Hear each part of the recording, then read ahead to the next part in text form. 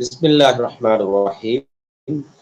நஹ்மதுஹு வ நுஸல்லி அலா ரசூலிஹில் கரீம். அம்மா பாத். மதுரங்குழி மீடியா வழங்குகின்ற சாதனையாளர் அறிமுக நிகழ்ச்சியில் மற்றுமோர் நிகழ்ச்சியில் எனது நேர்பெருமக்களை சந்திக்கின்றோம். உங்கள் அனைவருக்கும் அஸ்ஸலாமு அலைக்கும் வரஹ்மத்துல்லாஹி வபரகாத்துஹு. சமூகத்தில் பல சாதனைகளை புரிந்து சாதனையாளர்களாக திகழ்கின்றவர்களை உலகுக்கு அறிமுகப்படுத்தும் நோக்கோடு மதுரங்குழி மீடியா இந்த சாதனையாளர் அறிமுக நிகழ்ச்சியினை வழங்கி வருகிறது. அந்த வகையில் இன்றைய தினம் நாம் 1995 ஆண்டு ஜனவரி மாதம் 5ஆம் தேதி வியாழக்கிழமை தேசிய நாளிதழான தினகரன் பத்திரிகையில் திறமை சித்தி எனும் தலைப்பிலே ஒரு செய்தி பிரசுரமாகிறது. அந்த செய்தியில் ஃபவுசுல் ஆசிரியர் என்பவர் அன்று ஒரு சாதனையாளராக பத்திரிகை செய்தி எமக்கு எடுத்துரைத்தது. இன்று அவர் கல்வித்துறையிலே பல பணிகளை செய்து தனது சாதனையை நிலைநிறுத்திக் கொண்டிருக்கின்றார். அவரை நாம் இப்பொழுது உங்களுக்கு அறிமுகம் செய்து வைத்திருக்கின்றோம். அஸ்ஸலாமு அலைக்கும் சார். வலைக்கும் அஸ்ஸலாம் வரஹ்மத்துல்லாஹி வபரகாத்துஹு. ஆம் சார், எமது மதுரங்குழி மீடியாவின் ஊடாக சாதனையாளர்கள் அறிமுக நிகழ்ச்சிக்கு நாம் உங்களை அன்போடு வரவேற்றுக் கொள்கின்றோம். வரவேற்றுக் கொண்டு இன்றைய நிகழ்விலே உங்களோடு குறிப்பிட்ட சில நேரங்கள் நாம் உங்களுடைய சாதனை விடயங்கள் அதே போன்று பொதுவான விடயங்களை பற்றி கலந்தாலோசிக்க இருக்கின்றோம். அந்த வகையிலே உங்களை பற்றி சுருக்கமாக நீங்கள் உங்களை பற்றி உங்களுடைய குடும்ப நிலவரங்களை பற்றி கூறுங்கள். நான் புத்தளம் மாவட்டத்திலே முந்தல் பிரதேச செயலாளர் பிரிவுக்குட்பட்ட நல்லாந்தலுவை கிராமத்தில் அபுல் ஹசன் ஆமினா உம்மா தம்பதியினரின் 6வது பிள்ளையாக பிறந்திருக்கின்றேன். நான் ஆண்டு 1 தொடக்கம் 13 வரை கடையாமோட்டை முஸ்லிம் மத்திய கல்லூரியில் கல்வியை கற்று அதன் பின்பு எனது கலைமானியை பேராதனை பல்கலைக்கழகத்திலும் என் பட்ட பின்படிப்பை கொழும்பு திறந்த பல்கலைக்கழகத்திலும் மேற்கொண்டிருக்கின்றேன். தற்போது கடையாமோட்டை பாடசாலையில் உயர்தர பிரிவில் ஒரு புவியியல் ஆசிரியராக சேவையாற்றி கொண்டிருக்கின்றேன். அது மாத்திரமல்லாமல் 2006ஆம் ஆண்டு எனது துணைவியார் அஸ்னா ஷஃப்ரீன் அவரை கரம் பிடித்ததோடு எனக்கு 2 குழந்தைகள் ஷம்லத் சானா சும்ரத் ராணா என்ற 2 பெண் குழந்தைகளுக்கு தகப்பனாகவும் இருந்து கொண்டிருக்கின்றேன். உங்களை பற்றி உங்களது குடும்ப நிலவரங்களை பற்றி நீங்கள் கூறினீர்கள். நிறைய விடயங்களை நாங்கள் இன்ஷா அல்லாஹ் உங்களோடு தொடர்ந்து கதைக்க இருக்கின்றோம். அந்த வகையிலே ஒரு மாணவனாக அதே போன்று ஒரு ஆசிரியராக ஒரு தந்தையாக இருந்து நீங்கள் இந்த கல்வி பின்புலத்தோடு உங்களது வாழ்க்கையை முன்னெடுத்து செல்கின்ற அந்த வேளையில் நாங்கள் உங்களுடைய ஆரம்ப காலங்களை மீட்டி பார்ப்போம். அதாவது உங்கள் கல்வி நடவடிக்கைகள் எப்படி ஆரம்பமாகியது, நீங்கள் உங்களுடைய ஆரம்ப கல்வி நடவடிக்கைகள் எந்த பாடசாலையில் இருந்து துவங்கியது என்ற விடயங்களை பற்றி கூறுங்கள். ஷேக் அவர்களே, பொதுவாக எனது கிராமத்தை பொறுத்தமட்டில் நான் ஆரம்ப கல்வியை தொடரும்போது கல்வி என்ற விழிப்பு காணப்படாத ஒரு கிராமமாகவே காணப்பட்டது. பொதுவாக எமது ஊரில் கல்வி கற்பது என்பது எண்ணும் எழுத்தும் இருந்தால் போதும் என்று சொல்வார்கள். அதாவது தனது பெயரை எழுதுவதற்கு ஒரு அறிவு இருந்தாலும் 2 2 4 என்று கூட்டி கொள்ளக்கூடிய அறிவிருந்தால் போதும். அதை அவ்வாறானவர்களையே கற்றவர்கள் என்று கருதக்கூடிய ஒரு காலத்திலேயே நான் எனது ஆரம்ப கல்விக்கு காலெடுத்து வைத்தேன். அதாவது 1981ஆம் ஆண்டு கடையாமோட்டை அரசினர் முஸ்லிம் வித்தியாலயம் என்று சொல்லக்கூடிய அந்த பாடசாலைக்கு எனது 1ஆம் ஆண்டு கல்வியை தொடர கால் வைத்தேன். அந்த நேரத்தில் எமது பாடசாலையில் காப்போத்த சாதாரண தரம் படித்தவர்கள் எத்தனை பேர் என்றால் எண்ணி விடலாம். அதாவது இந்த பிராந்தியத்தில் குறிப்பாக ஆண் மாணவர்கள் தனது வியாபாரத்துக்கு தேவையான கல்வி அறிவு எவ்வளவு போதுமோ அதை அவர்கள் கற்றவர்களாக கருதப்பட்டு அந்த அறிவு கிடைத்ததுடன் பாடசாலைக்கு முற்றுப்புள்ளி வைத்து விடுவார்கள். பெண் பிள்ளைகளை பொறுத்தமட்டில் அவர்கள் பருவ வயதை எய்துவிட்டால் அவர்களின் கல்விக்கு முற்றுப்புள்ளி. இவ்வாறான காலகட்டத்திலேயே நாங்கள் கல்வி கற்க பாடசாலைக்குள் நுழைகின்றோம். அதிலும் பாடசாலையை பொறுத்த மட்டில் ஆசிரியர் வளம், கட்டிட வளங்கள் என்பது இதைவிட சொல்ல தேவையில்லை என்று நினைக்கின்றேன். ஆம், கூறுங்க. அதே போன்று எத்தனையாம் ஆண்டு இவ்வாறான கட்டத்திலேயே 1981 ஆண்டு நான் 1ஆம் ஆண்டுக்காக கடையாமோட்டை முஸ்லிம் வித்தியாலயத்தில் சேர்க்கப்பட்டேன். அதிலிருந்து 13ஆம் ஆண்டு மட்டுக்கும் அதே பாடசாலையில் தான் நான் கல்வியை தொடர்ந்தேன். சாதாரண தர பரீட்சை அதே போன்று உயர்தர பரீட்சை இரண்டுக்கும் நீங்கள் ஒரே பாடசாலையில் இருந்து தோற்றியிருக்கின்றீர்கள். சாதாரண தர பரீட்சையில் அதாவது மௌலானா அவர்களே, எங்களுடைய கல்வி காப்போத்த சாதாரண தர பரீட்சை காலகட்டத்துக்கு முன்பு சாதாரண தரத்தில் கணித பாடம் சித்தி எய்வது என்பது ஒரு எட்டாக்கணியாக காணப்பட்ட காலம். ஆனால் எங்களுடைய காப்போத்த சாதாரண தர வகுப்பில் 40 மாணவர்கள் கல்வி கற்றார்கள்.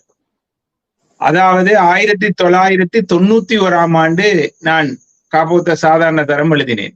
அந்த காலகட்டத்திலே மன்னார், யாழ்ப்பாணம், முல்லைத்தீவு போன்ற சகோதரர்கள் எமது பாடசாலையில் வந்து இணைந்த காலம், அதாவது இடம்பெயர்ந்து வந்த காலம். அந்த மாணவர்களும் வந்த வகையில் எங்களுக்கு ஒரு அருள் என்றுதான் சொல்ல வேண்டும். ஏனென்றால் எமது பிராந்தியத்திலே கல்விக்கென்று ஒரு ஒளி கொடுத்தவர்கள் அவர்கள் என்று சொன்னால் அது மாற்று கருத்தாக இருக்காது என்று நினைக்கின்றேன். ஏனென்றால் கல்வியின் மாணவர்களாக இணைந்து கொள்கின்ற அதே வேளை ஆசிரியர் செல்வங்களும் எங்களுக்கு அந்த காலத்திலே நான் நினைக்கின்றேன் எங்களது பிரதேசத்திலும் அந்த 1990, 91ஆம் ஆண்டு, 92ஆம் ஆண்டு இடம்பெயர்ந்து அந்த பிரதேசத்தில் இருந்து வந்தவர்கள் கல்வி நடவடிக்கைகளோடு எம்மோடு அவர்கள் எந்த பிரதேசத்தில் இருக்கிறார்களோ அந்த பாடசாலையில் இணைந்து கொண்டு பணியாற்றலாம் என்று அப்போது அரசு விடுத்திருந்த அந்த அனுமதியின் பிரகாரம் அவர்கள் இணைந்து கொண்டார்கள். அது எமது பிரதேசங்களிலே கல்வி மறுமலர்ச்சிக்கு ஒரு ஏதுகோலாக அமைந்திருக்கிறது. நிச்சயமாக. ஏனென்றால் எமது பிராந்தியத்தில் எமது பிரதேசத்தை சூழ உள்ள பெற்றார்கள் கல்வியின் முக்கியத்துவத்தையும் கல்வியின் தாகத்தையும் உணர்ந்திருக்கவில்லை, அதன் பெருமதியை அறிந்திருக்கவில்லை. ஆனால் இடம்பெயர்ந்த வடபுல சகோதரர்கள் கல்வியின் தாகத்தையும் கல்வியின் பெருமதியும் நன்கு உணர்ந்திருந்தார்கள்.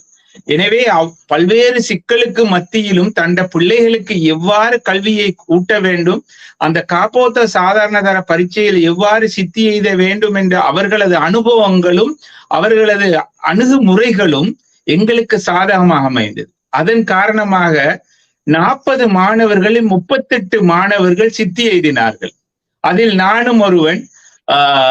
அதை விட கணித பாடத்தில் முதல் தடவையாக 20க்கு மேற்பட்ட மாணவர்கள் சித்தி எய்தி 14 மாணவர்கள் காப்போத்த உயர்தரத்துக்கு தகுதி பெற்று முதல் தடவையாக கடையாமொட்டை முஸ்லிம் மத்திய கல்லூரியில் உயர்தரம் ஆரம்பிப்பதற்கான தகுதியை எங்களது வகுப்பை வச்சு ஆரம்பித்தார்கள் என்பது நினைக்கும் போது பெருமையாக இருக்கின்றது எங்களுக்கு.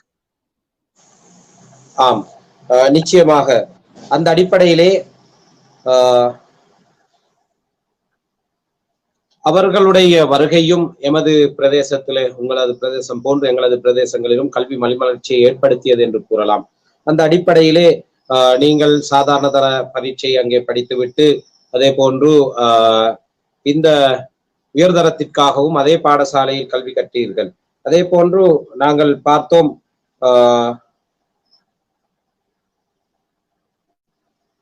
இந்த பாடசாலை நீங்கள் ஒரே பாடசாலையிலேயே சாதாரண தர அதாவது சாதாரண தர பரீட்சைக்கும் தோற்றி அதே போன்று உயர்தரத்திலும் அதே பாடசாலையிலிருந்து தோற்றி தற்பொழுது அதே பாடசாலையில் நான் நினைக்கிறேன் ஆசிரியராக நீங்கள் இப்பொழுது கடமையாற்றி கொண்டிருக்கின்றீர்கள்.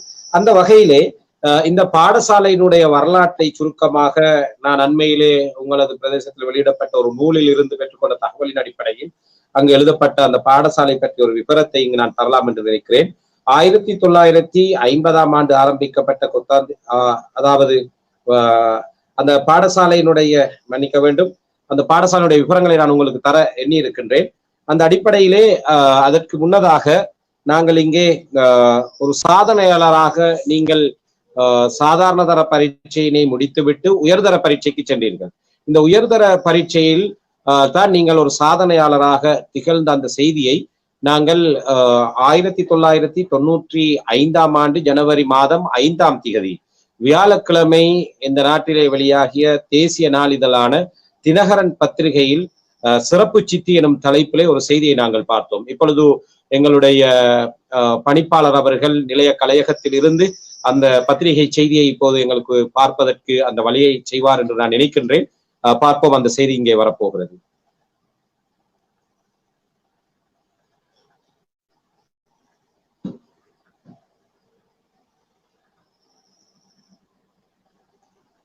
திறமை சித்தி எனும் தலைப்பிலே 1995 ஜனவரி 5ஆம் தேதி வியாழக்கிழமை தினகரன் பத்திரிகையில் வெளிவந்த செய்தி. கட்பிட்டி நிரூபர் இந்த செய்தியை வெளியிட்டிருந்தார்.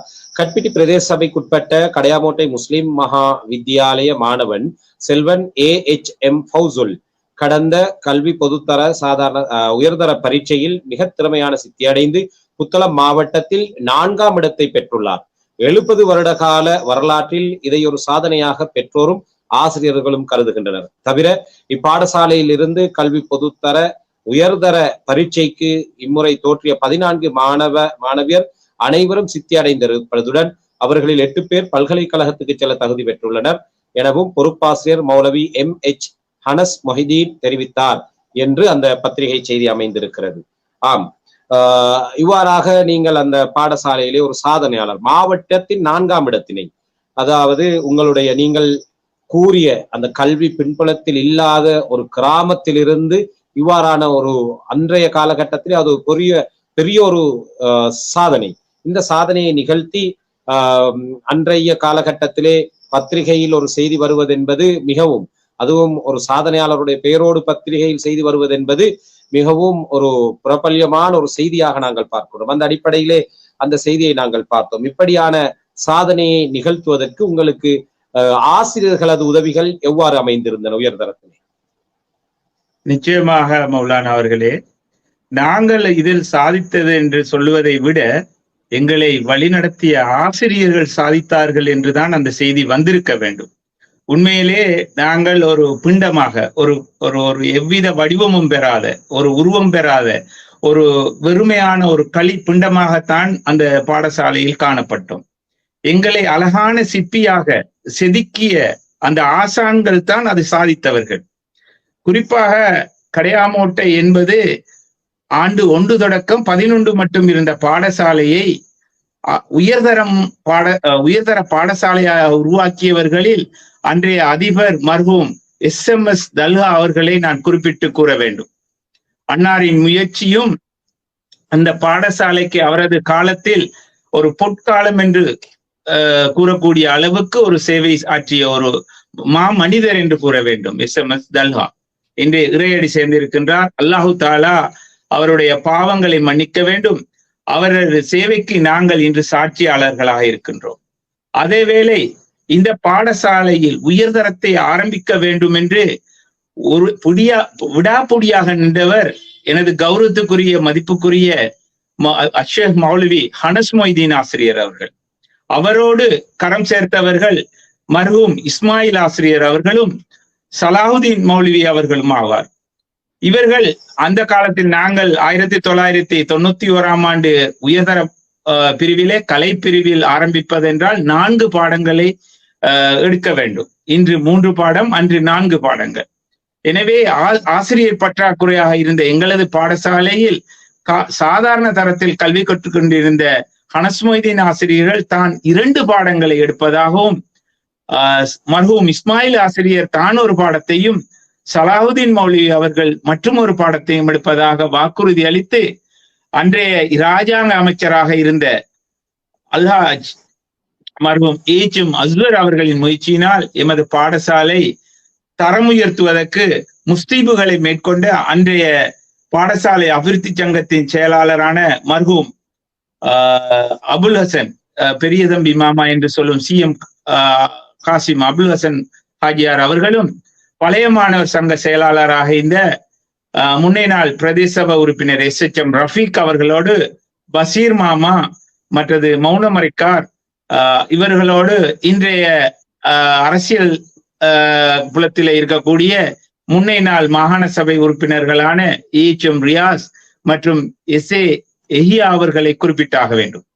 இந்த காலகட்டத்திலேயே இந்த ஆசிரியர்கள் எங்கள் 14 பேரை இந்த A-level வகுப்புக்கு எடுத்து இஸ்லாம் பாடத்தையும் இஸ்லாமிய நாகரிக பாடத்தையும் ஷேக் அனஸ் மொய்தீன் ஆசிரியர்களும், புவியியல் பாடத்தை இஸ்மாயில் சார் அவர்களும், பொருளியல் பாடத்தை சலாவுதீன் மௌலவி அவர்களும் மேற்கொண்டார்கள். அன்றைய காலகட்டத்தில் இவர்கள் எங்களுக்கு கற்றுத்தருவது என்று பார்க்காமல் தான் எவ்வாறாவது இந்த மாணவர்களுக்கு கல்வியை புகுட்டி ஒரு இடத்துக்கு கொண்டு செல்ல வேண்டும் என்ற ஒரே குறிக்கோளிலும் காலையிலும் படிப்பிப்பார்கள், மாலையிலும் படிப்பிப்பார்கள். ஆனால் இன்று காணப்படக்கூடிய டியூஷன் கலாச்சாரம் அன்று இருக்கவில்லை. மாலை நேர வகுப்பிற்கும் எவ்வித கொடுப்பனவுகளும் நாங்கள் கொடுப்பதில்லை. கொடுப்பதற்கும் எங்களிடத்தில் பணம் இல்லை. ஆனால் நாங்கள் பாடசாலைக்கு செல்லவில்லை என்றால் அந்த ஆசிரியர் நேரடியாக வீட்டுக்கே தேடி வந்துடுவார்கள். அன்றைய காலகட்டத்தில் அந்த ஆசிரியர்கள் எங்களுக்கு பொருளாதார உதவிகளையும் செய்திருக்கிறார்கள், கல்வி உதவியும் செய்திருக்கிறார்கள், வழிகாட்டல்களையும் செய்திருக்கின்றார்கள்.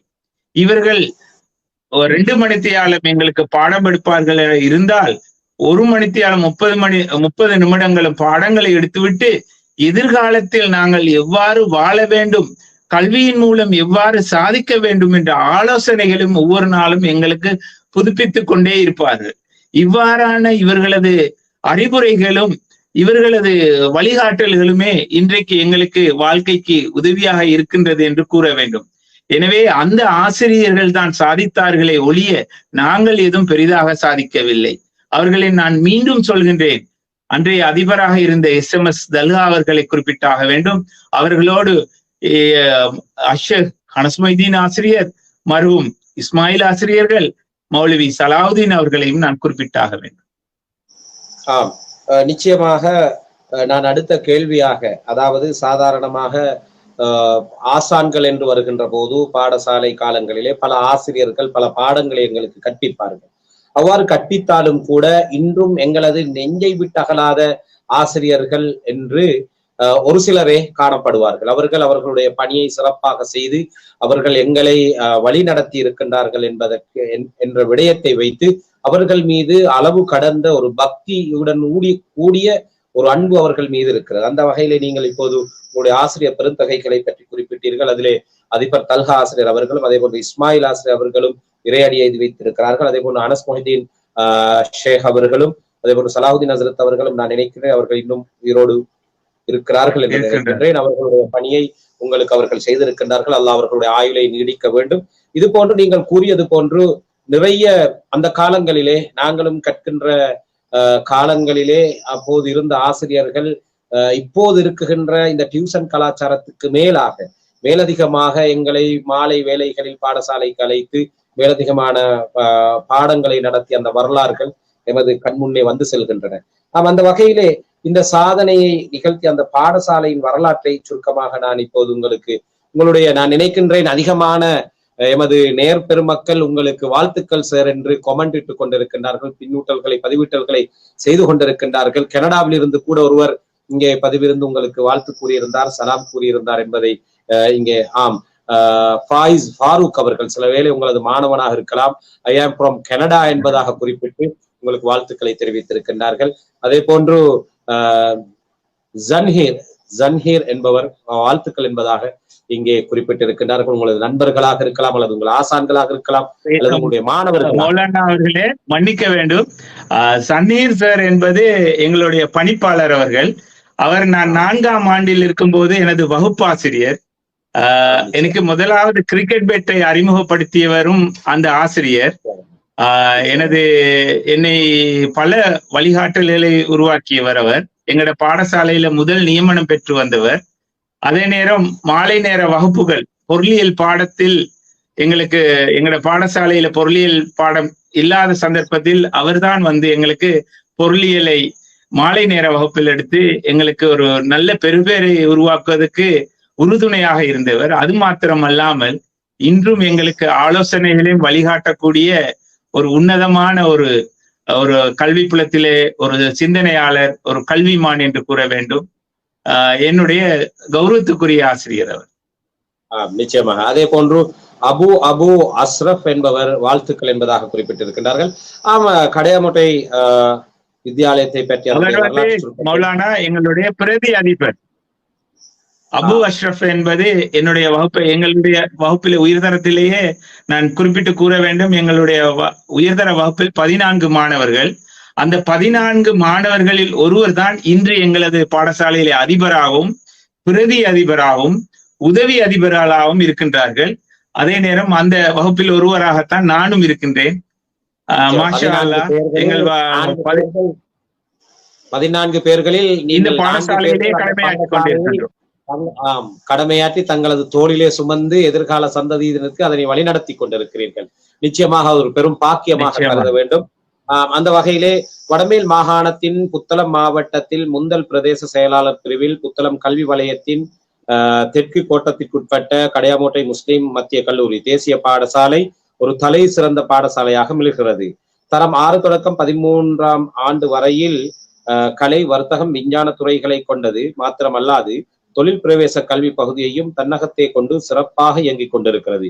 சுமார் 1250 மாணவர்களையும் 50 ஆசிரியர்களையும் 2 ஊழியர்களையும் அபிவிருத்தி உத்தியோகத்தர்கள் 5 பேரையும் கொண்டு இயங்கிக் கொண்டிருக்கும் இப்பாடசாலை அதன் அதிபர் MHM தௌபிக் அவர்கள் மிகச் சிறப்பாக வழிநடத்தி செல்கிறார்கள்.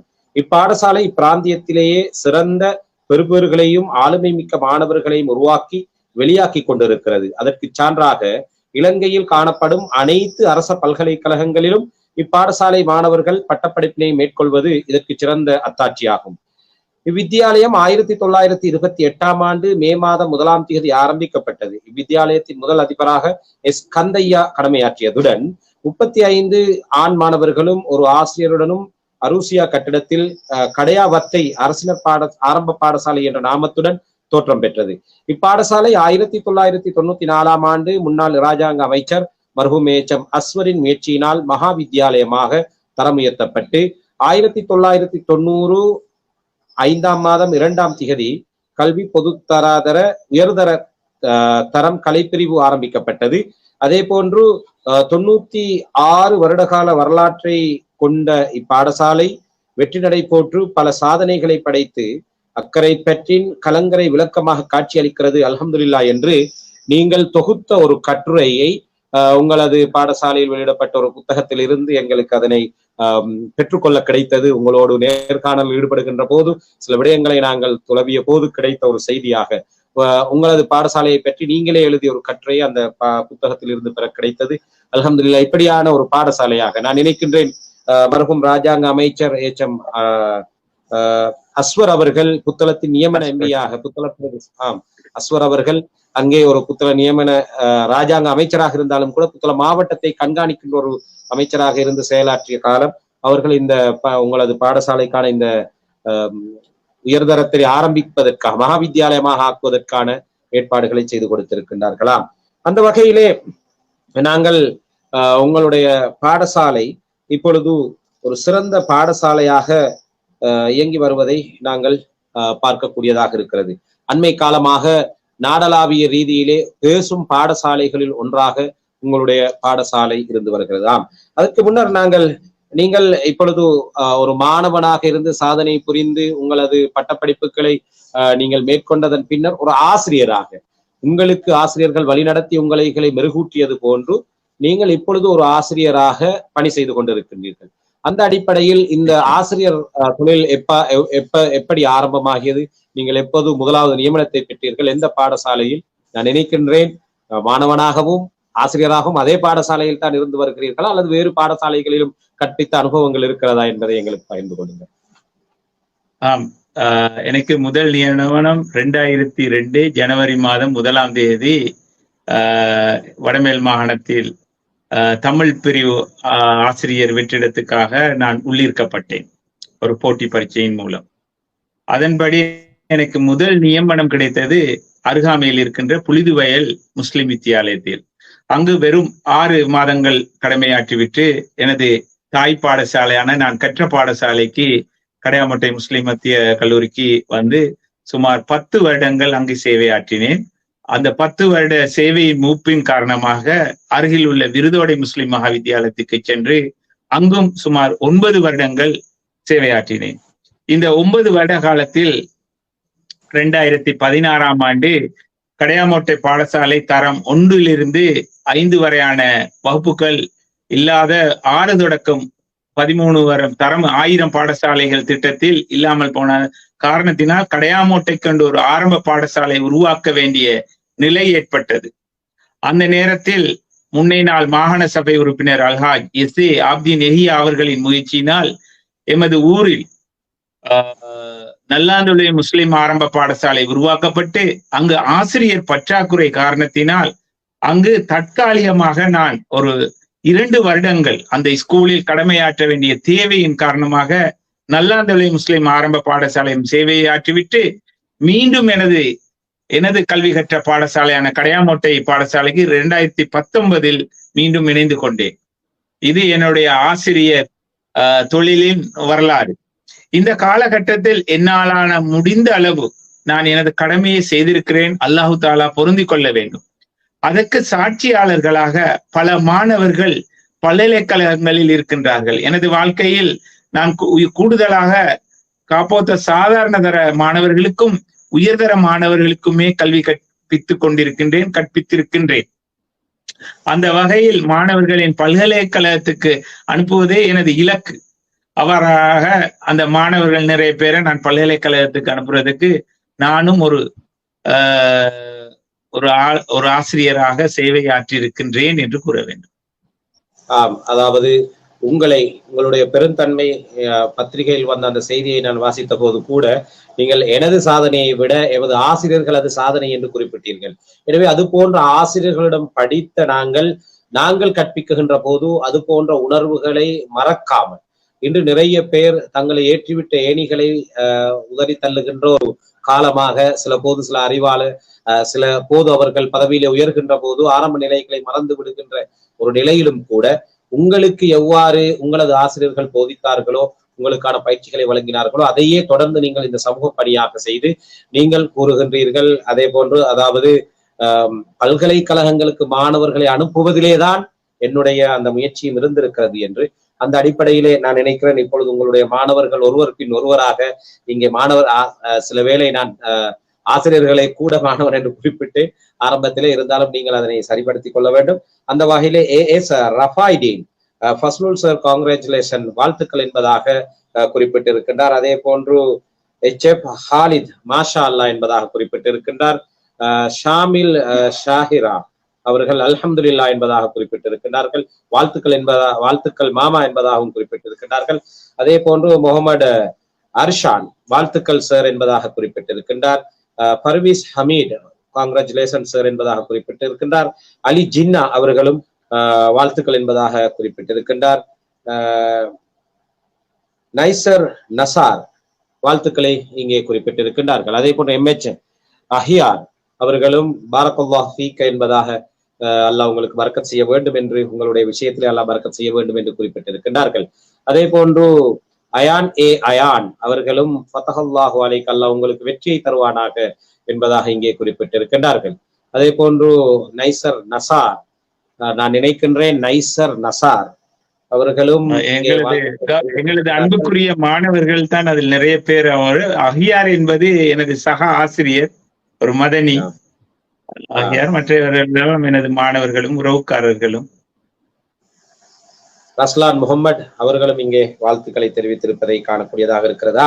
அவ்வாறு அதாவது ஆசிரியர்கள் என்பவர்கள் மனதிலே நிற்பதற்கான காரணங்கள் நான் ஆரம்பத்தில் கூறியது போன்று ஒரு மாணவனுடைய உள்ளத்திலே இன்றும் இயற்கையாகவே சில ஆசிரியர்களை காணுகின்ற போது எங்களுக்கெல்லாம் இயற்கையாகவே அவர்கள் மீது ஒரு மரியாதை செலுத்துகின்ற எங்களை அறியாமலேயே முண்டியடித்துக் கொண்ட அவ்வாறான எண்ணங்கள் தோன்றுவதற்கு அவர்களுடைய செயற்பாடுகள் காரணமாக அமைந்திருக்கிறது.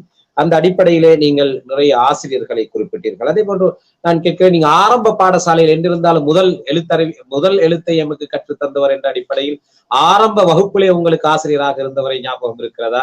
ஒரு ஆசிரியையா அல்லது ஆசிரியரா?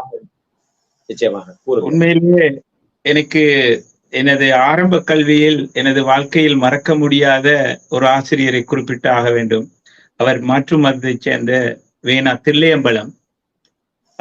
எனது உயர்தர பெறுபேறு வரும்போது கூட அன்று, அதாவது இந்த காலத்தில் மாதிரி ஆன்லைன்ல ரிசல்ட்ஸ் பார்க்க இயலாது. போஸ்ட் ஆபீஸ் தபால் அலுவலகத்துக்கு அந்த ஹார்ட் காப்பீஸ் வரும். அது வருவதற்கு முந்தின நாள் அவர் ஒரு இந்து மதத்தை சார்ந்தவர். மதுரங்குழி நகரத்தில் இருக்கக்கூடிய முருகன் கோயிலுக்கு சென்று அங்கு வழிபாட்டு எங்களுடைய பெறுபேறுகள் இந்த பாடசாலை இந்த பெறுபேறுகள் சிறப்பாக வர வேண்டும் என்று கூறி அதற்காக விசேஷ வழிபாட்டில ஈடுபட்டு வந்து என்னிடம் கூறினார், நாளைக்கு உனக்கு ரிசல்ட்ஸ் வருது, நான் முருகன் கோயிலுக்கு போய் வழிபட்டுட்டு வந்திருக்கிறேன் என்று. அந்த ஆசிரியர் இன்று எம்மோடு இல்லை, இறையடி சேர்ந்து விட்டார். அவர்தான் தில்லையம்பலம். அன்று அந்த ஆசிரியர் கடுமையாக நடந்து கொள்வார் எங்களோடு. எவ்வாறு என்றால் பாட வேளைகளிலும் பாடசாலை நேரங்களிலும். ஆனால் ஒரு நண்பரை போல, ஒரு உறவினரை போல, ஒரு ஆசானை போல நடந்த ஒரு ஆசிரியர் என்றால் அவரைத்தான் சொல்ல வேண்டும். எங்களுக்கு முதலாவது கொழும்பை கொண்டு போய் காட்டியவர் அவர், விமான நிலையத்தை காட்டியவர் அவர், கடற்கரைக்கு கூட்டி சென்று காட்டியவர் அவர், புகையிரதத்தில் கூட்டி சென்றவர் அவர் எங்களது 4ஆம் ஆண்டில். அவ்வாறான ஒரு ஆசிரியர். மீலாத் விழாவுக்கும் அவர் தான் கூட்டிச் செல்வார், விளையாட்டு போட்டிக்கும் அவர் தான் கூட்டிச் செல்வார், தமிழ் தின போட்டிக்கும் அவர் தான் கூட்டிச் செல்வார். அவரை பொறுத்த மட்டில் காலையிலும் படிப்பிப்பார், மாலையிலும் படிப்பிப்பார். ஆனால் அவரை பொறுத்த மட்டில் இன்று ஆசிரியர்களில் பெரும்பான்மையானவர்கள் மாணவர்களை உருவாக்குவதற்காக முயற்சிக்கும் அதே வேளை ஒரு சில ஆசிரியர்கள் சுகதேகிகளுக்கு பரிகாரம் செய்யக்கூடியவர்களாகவும் நோயாளிகளுக்கு கைவிடக்கூடிய ஒரு சுபாவம் கொண்ட ஆசிரியர்களும் காணப்படுகின்றார்கள். ஆனால் அன்றிருந்த அந்த தில்லையம்பலத்தை நான் உதாரணமாக கொள்கின்றேன். அவர் நோயாளிக்கு பரிகாரம் செய்யக்கூடிய ஒரு ஆசிரியராகவே இருந்தார். யாருக்கு என்ன தேவை இருந்ததோ அந்த தேவையை உணர்ந்து அந்த மாணவர்களுக்கு கல்வி போட்டுவதை குறிக்கோளாக கொண்ட ஒரு ஆசிரியர். அவரை நான் என் வாழ்க்கையில் மறக்க முடியாது. இன்று எம்மோடு இல்லை, இவ்வுலகை பிரிந்து சென்றிருக்கின்றார். அவர் இந்த பாடசாலையில் முதல் நியமனம் பெற்று ஓய்வூதியம் பெறுமட்டுக்கும் இந்த பாடசாலையிலே சேவையாற்றி சென்ற ஒரு எல்லோருக்கும் அறிந்த, இந்த பிராந்தியத்திலே எல்லோரும் அறிந்த ஒரு ஆசிரியர் தான் வெற்றிவேல் தில்லையம்பலம் அவர்களை நான் குறிப்பிட்டாக வேண்டும். ஆம், நிச்சயமாக இன்று நீங்கள் ஒரு சாதனையாளராக வருகின்ற போது அப்போது உங்களுடைய பாடசாலையின் வயது 70.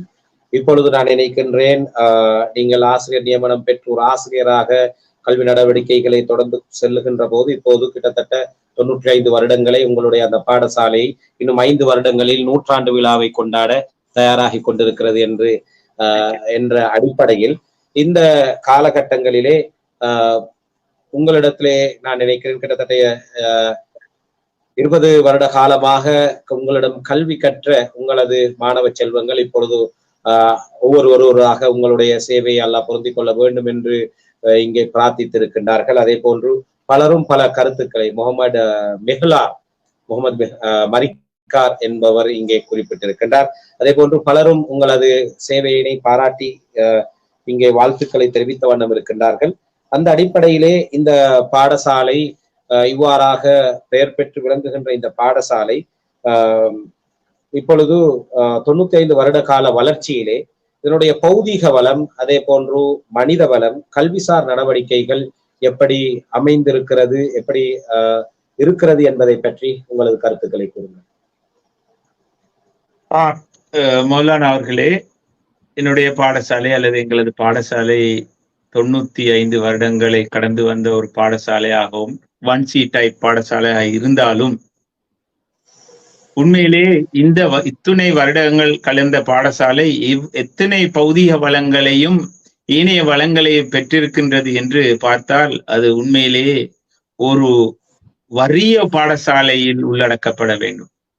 அதாவது 1994ஆம் ஆண்டுக்கு பிறகு இதுவரையில் ஒரு அரச கட்டிடம் கிடைக்காத ஒரு பாடசாலை, ஒரு பௌதிக வள ரீதியில் மிகவும் பழமையான 1928ஆம் ஆண்டு கட்டப்பட்ட முதல் கட்டிடத்தில் கூட இன்றும் கல்வி கற்க வேண்டிய நிலையில் எமது மாணவர்கள் காணப்படுகின்றார். அந்த கட்டிடமும் இன்றும் எமது பாடசாலை வளைவில் இருக்கின்றது. ஒரு கேட்போர் கூடம் இல்லாத ஒரு பாடசாலை, ஒரு முறையான விளையாட்டு மைதானம் இல்லாத பாடசாலை. இவ்வாறு பாடசாலையின் குறைபாடுகளை அவ்வாறு பட்டியல் எடுத்து கொண்டு செல்லலாம்.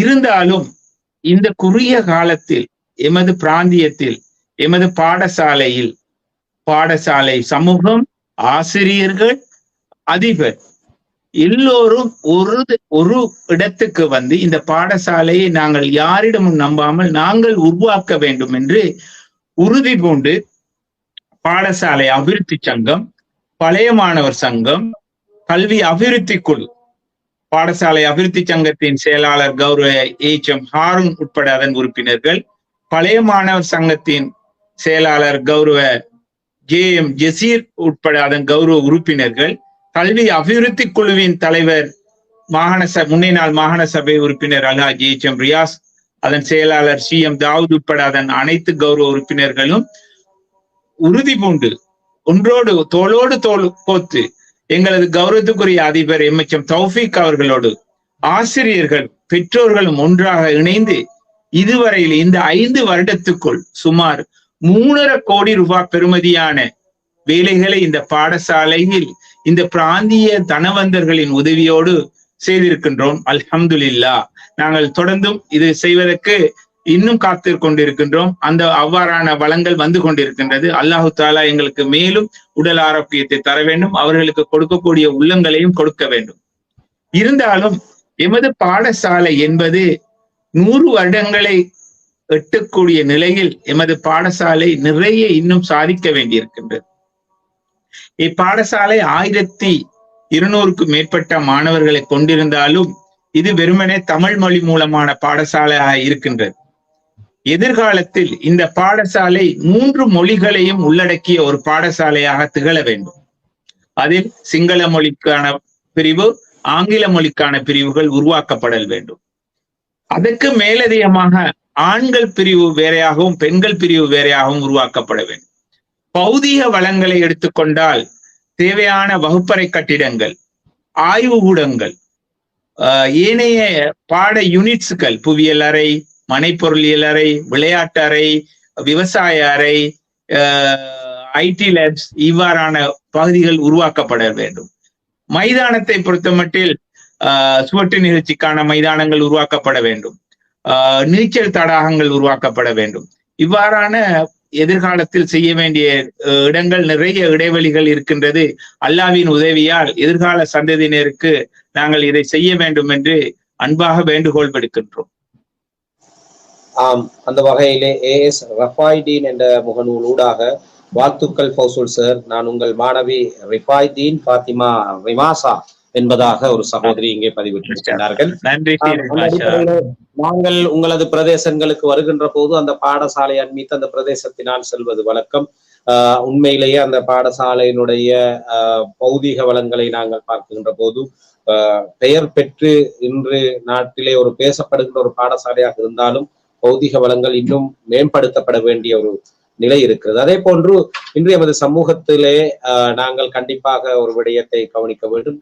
கல்விக்காக உதவுகின்றவர்கள் ஒரு காலத்திலே மதரசாக்களுக்கு, பள்ளிவாசலுக்கு உதவுவார்கள், பாடசாலைகளை பெருசாக பொருட்படுத்துவதில்லை. இன்று அல்ஹம்துலில்லாஹ் உலமாக்கள் கூட பாடசாலை அபிவிருத்தி சங்கங்களிலே, அதே போன்று பழைய மாணவர் சங்கங்களிலே அவர்களும் முன்னின்று இன்று அந்த கல்விக்காக இன்று இருக்கின்ற நிறைய உலமாக்கள் குரல் கொடுக்கின்றார்கள். கல்வியை 2ஆக, மார்க்க கல்வி அல்லது உலக கல்வி என்று பிரிக்காமல் கல்வி எல்லாம் ஒன்றுதான் என்ற விடயத்திலே எமது சமூகத்தினுடைய முக்கியமான இந்த நாட்டை பொறுத்த மட்டிலே கல்விதான் எமக்கு மிகவும் தலையாயதாக இருக்கிறது.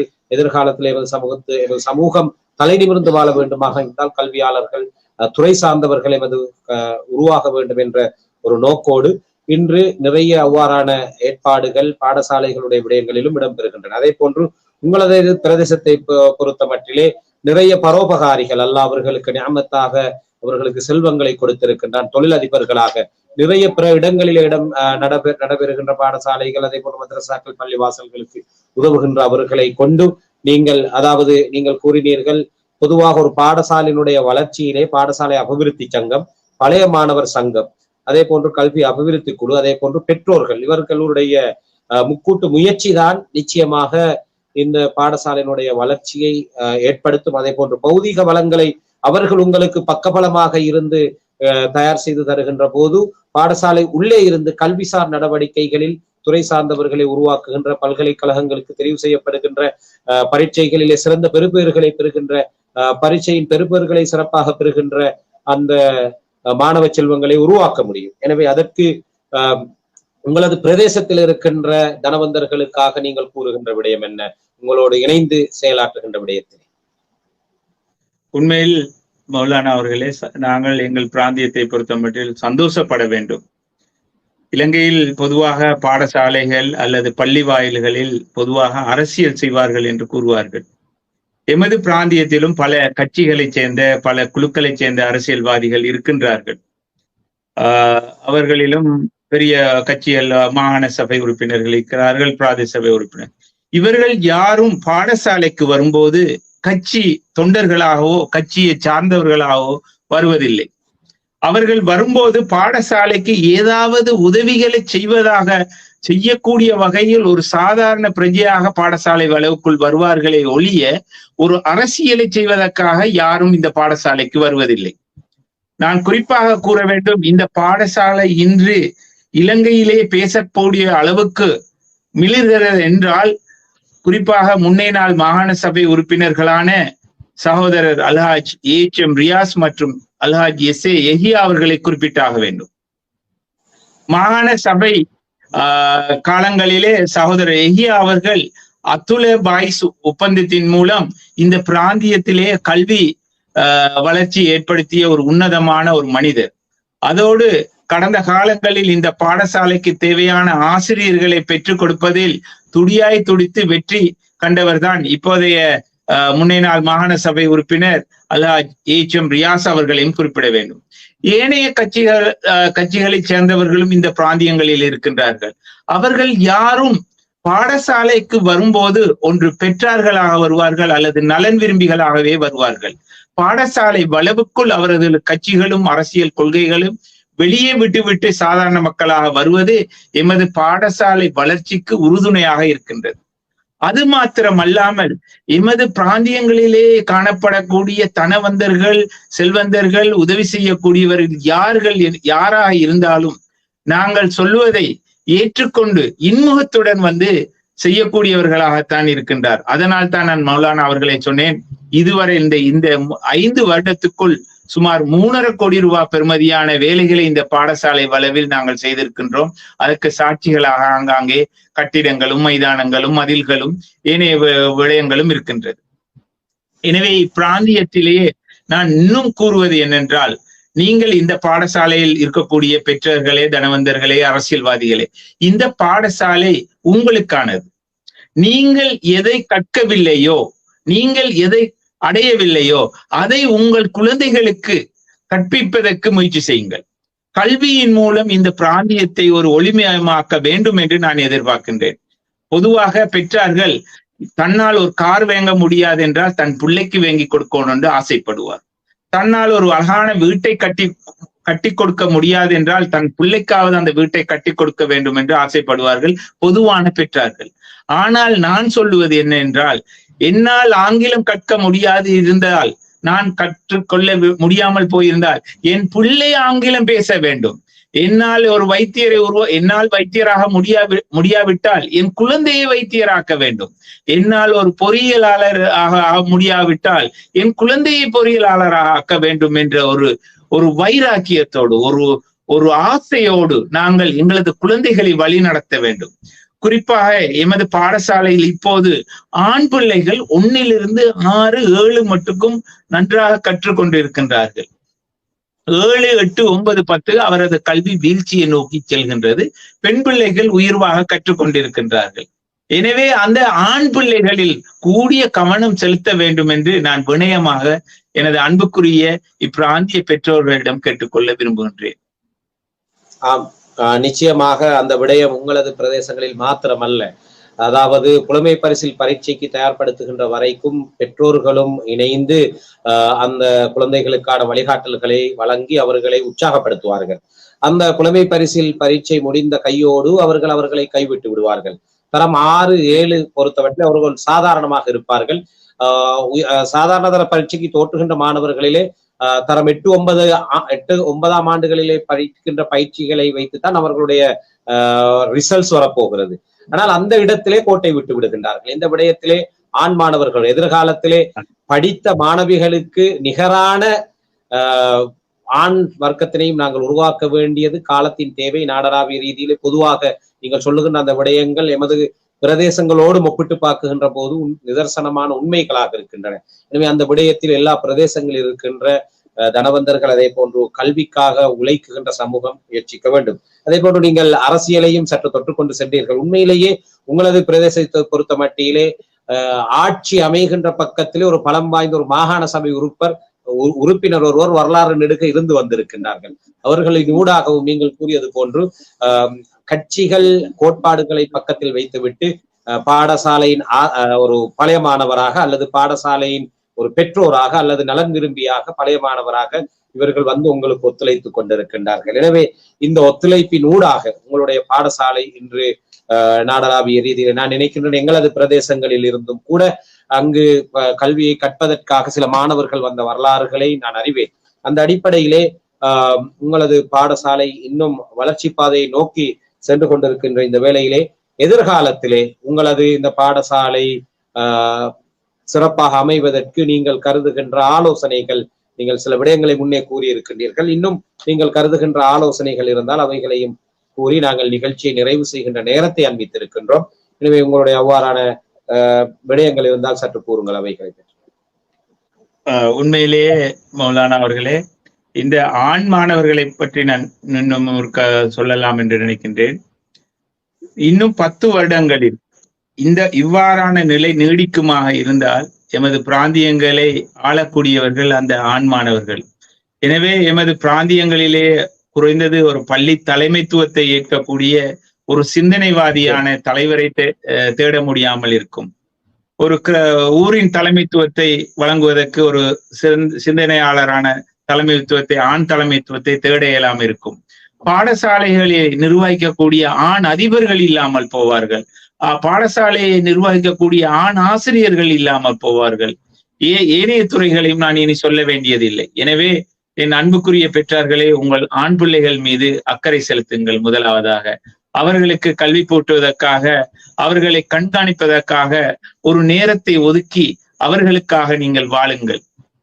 நீங்கள் பொருளாதாரத்தை ஈட்டுவதற்கு எவ்வளவு கவனம் செலுத்துகின்றீர்களோ அதைவிட உங்களது குழந்தைகளின் வாழ்க்கை அமைவதற்கு நீங்கள் பாடுபட வேண்டும். அதற்காக அர்ப்பணிப்புடன் செயற்பட வேண்டும் என்று நான் வினயமாக கேட்டுக்கொள்கின்றேன். அதோடு எமது பாடசாலையை பொறுத்தமட்டில் எதிர்காலத்தில் என்ன செய்ய வேண்டும் என்பதை விட இது எங்களது பாடசாலை, இது எம்மால் உருவாக்கப்பட்ட பாடசாலை, எங்களது பாடசாலை. எனவே இந்த பாடசாலையை பாதுகாப்பது எங்களது தலையாய கடமை. இந்த பாடசாலை இருந்ததால் தான் இன்று நான் இந்த ஆசிரியர் என்ற ஸ்தானத்தில் இருந்து பேசிக் கொண்டிருக்கின்றேன். இன்று இந்த பிராந்தியத்திலேயே இந்த பாடசாலையில் விஞ்ஞான பிரிவு ஆரம்பிப்பதற்கு முன், இந்த கடையாமொட்டை மத்திய கல்லூரியில் விஞ்ஞான பிரிவு ஆரம்பிப்பதற்கு முன் இருந்த ஒரே ஒரு வைத்தியர் சகோதரர் கலாம் அவர்கள் மாத்திரம். ஆனால் அல்ஹம்துலில்லாஹ் கடையாமோட்டை பாடசாலையில் விஞ்ஞான பிரிவு ஆரம்பிக்கப்பட்டதன் பின் இன்று 8 வைத்தியர்கள் இந்த மண்ணில் பிறந்தவர்கள் உருவாகி இருக்கின்றார்கள். அது மாத்திரமல்லாமல் 100க்கும் மேற்பட்ட பட்டதாரிகளை இந்த பாடசாலை இந்த மண்ணில் பிறந்தவர்களை உருவாக்கின்றார்கள். ஒவ்வொரு வருடமும் குறைந்தது 50 பேர் பல்கலைக்கழகங்களுக்கு, இலங்கையில் காணப்படும் அனைத்து பல்கலைக்கழகங்களுக்கும் ஒவ்வொரு வருடமும் தெரிவாகி கொண்டு செல்கின்றார்கள்.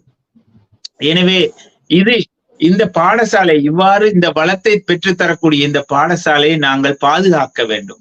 இந்த பாடசாலையில் காணப்படக்கூடிய குறைகளை நிவர்த்தி செய்ய வேண்டும்.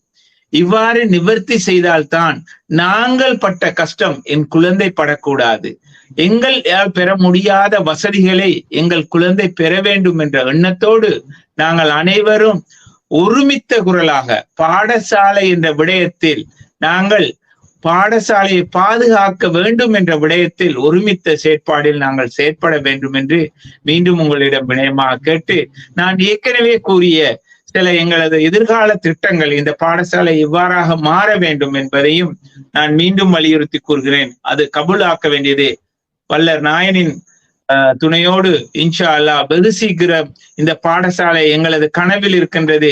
மும்மொழிகளை கொண்ட பாடசாலையாக மாற வேண்டும், பாலிகா என்ற ஒரு பிரிவு உருவாக வேண்டும், விடுதிகளை கொண்ட பாடசாலையாக மாற வேண்டும், விளையாட்டு பாடசாலை என்ற ஒரு பகுதி உருவாக வேண்டும் என்று பல்வேறு துறைகளை கொண்ட ஒரு பாடசாலையாக உருவாகுவதோடு விளையாட்டுத் துறையிலும் தேசிய மட்டத்தில் மிளர வேண்டும், மாகாண மட்டங்களில் மிளர வேண்டும், சர்வதேச மட்டங்களிலும் எமது மாணவர்கள் புகழ்பூக்க வேண்டும் என்று கூறி கொள்ள விரும்புகின்றேன். நிச்சயமாக அந்த வகையிலே இங்கே நான் உங்கள் மாணவன் நசீம் நசார் என்பதாக ஒருவர் இங்கே குறிப்பிட்டிருக்கின்றார்கள். அதே போன்று ஃபாயிஸ் ஃபாரூக் அவர்கள் ஃபௌசுல் சார் உங்கள் போன் நம்பரை கூறுங்கள் என்பதாக இங்கே கூறியிருக்கின்றார்கள். அதே போன்று பலரும் உங்களுக்கான வாழ்த்துக்களை தெரிவித்துக் கொண்டிருக்கின்றார்கள். இந்த அடுத்தடுத்து அவசரமாக வருகின்ற அந்த பின்னூட்டல்களை பார்க்கின்ற போது உங்களது ஆசிரியர், உங்களோடு சக ஆசிரியர்களாக இருக்கின்றவர்களும் அதே போன்று உங்களோட மாணவர்களாக இருந்து விட்டு சென்றவர்களும் உங்களிடத்தில் இருந்து நிறைய விடயங்களை அவர்கள் பெற்றிருக்கின்றார்கள். அதே போன்று நிறைய பெற்றிருக்கின்றார்கள் என்பதற்கு ஒரு சான்றாக, உங்களது பணியை நீங்கள் அழகாக செய்திருக்கின்றீர்கள் என்பதற்கு ஒரு சான்றாக அமைகிறது. எனவே அந்த அடிப்படையிலே உங்களுடைய பணி தொடர வேண்டும். அதே போன்று நீங்கள் இங்கு நாங்கள் சாதனையாளர் என்ற வகையிலே உங்களை பற்றிய ஒரு கலந்துரையாடலாக, உங்களை பற்றி அறிமுகப்படுத்துவதற்காக ஏற்பாடு செய்த இந்த கலந்துரையாடலிலும் கூட நீங்கள் உங்களை முதன்மைப்படுத்துவதை ஒரு பக்கத்திலே வைத்துவிட்டு உங்களது பாடசாலையை பற்றியும் எதிர்கால உங்களது சந்ததிகளை பற்றியும் உங்களது இந்த கலந்துரையாடலை நீங்கள் எம்மோடு கலந்துரையாடினீர்கள். அந்த வகையிலே உங்களுடைய அந்த இஹ்லாஸான எண்ணத்தினை வல்லவன் அல்லாஹ் பொருந்திக் கொள்ள வேண்டும், அதற்கு பரிபூர்ணமான கூலியை வழங்க வேண்டும். உங்களை போன்றவர்களை உருவாக்கி உங்களது ஆசான்களுக்கும் அவர்களில் மன்னரைகளில் வாழுகின்றவர்களுக்கும் அல்லாஹ் பொருந்திக் கொண்டு அவர்களுக்கு ஜன்னத்துல் ஃபிர்தௌஸை அவர்களுக்கு வழங்க வேண்டும். அதே போன்று உயிரோடு இருக்கின்ற ஆசிரியர்களுக்கும் அவர்களுடைய ஆயுளை நீடிக்க செய்து இன்னும் பலருக்கு கல்வியை போதிக்கின்ற பாக்கியத்தை அல்லாஹ் அவர்களுக்கு வழங்க வேண்டும். அதே போன்று அவர்களால் உருவாக்கப்பட்ட, இன்று நீங்கள் கூறினீர்கள் நாங்கள் 14 பேர்களில் 4 பேர்கள் இப்பொழுது அந்த பாடசாலையின் அதிபர், பிரதி அதிபர், ஆசிரியர்களாக நீங்கள் கடமையாற்றி கொண்டிருக்கின்றீர்கள். எனவே அந்த அடிப்படையிலே அவர்களும் தொடர்ச்சியாக இந்த சமூக பணியை செய்வதற்கு ஏகவல்லவன் அல்லாஹ் அவர்களுக்கு உடம்பிலே ஆரோக்கியத்தையும் கல்வி ஞானத்தையும் அதே போன்று அதற்கான சக்திகளையும் வல்லமையும் வழங்க வேண்டும் என்பதையும் இந்த சந்தர்ப்பத்திலே உங்களுக்கு ஞாபகப்படுத்தி கொண்டு அல்லாஹ்விடத்திலே பிரார்த்தித்துக் கொண்டு மதுரங்குழி மீடியா வழங்கிய இந்த நிகழ்விலே எம்மோடு இணைந்து கொண்டு கருத்துக்களை வழங்கிய உங்களுக்கும் நாங்கள் விசேடமாக மதுரங்குழி மீடியா சார்பாக வாழ்த்துக்களை தெரிவித்துக் கொள்கின்றோம். அதே போன்று இந்த நிகழ்ச்சியை பார்த்து கொண்டிருக்கின்ற எங்களுடைய நேர்பெருமக்களே, உங்களது பிரதேசங்களிலும் சாதனையாளர்களாக திகழ்ந்தவர்களை நாம் வாரம் ஒரு சாதனையாளர் என்ற அடிப்படையில் இந்த நிகழ்ச்சியை தொடர்ந்து நடாத்தி செல்ல இருக்கின்றோம்.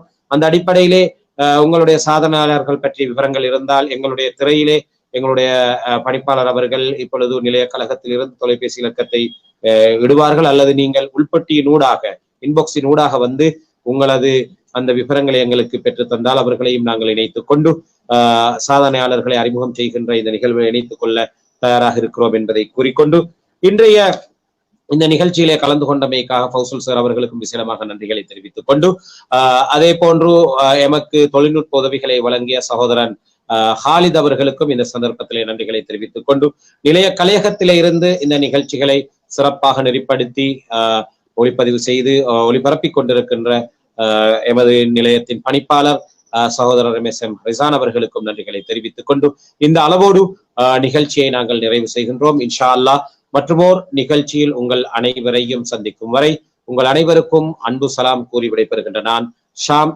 சலாம் மௌலானா. அஸ்ஸலாமு அலைக்கும் வரஹ்மத்துல்லாஹி வபரகாத்துஹு.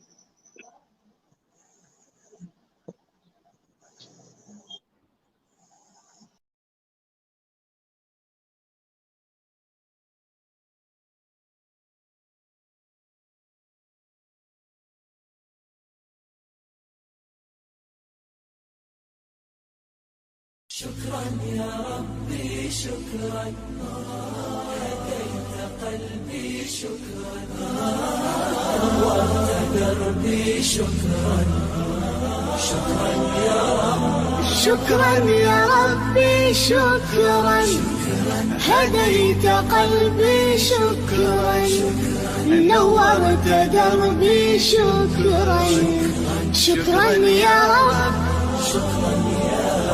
يا منزل القرآن يا خالق الإنسان يا رب يا رحمن شكرا يا رب يا منزل القرآن يا خالق الإنسان يا رب يا رحمن شكرا يا رب شكرا يا ربي شكرا هديت قلبي